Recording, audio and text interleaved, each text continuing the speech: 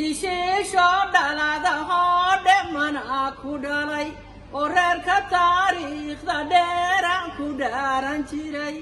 ugaasyada dhiiran boqortooyadii dhammayd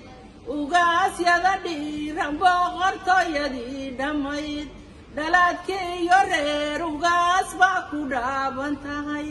dhexyaalow boqorkii baa dhega ka fadhiya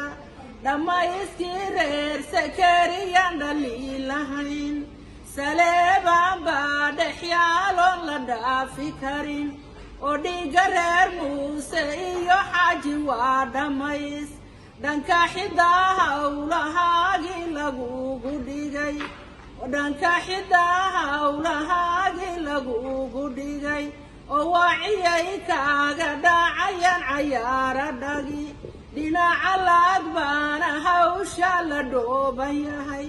inaa dhaladka ka dhalata dhabloog yahay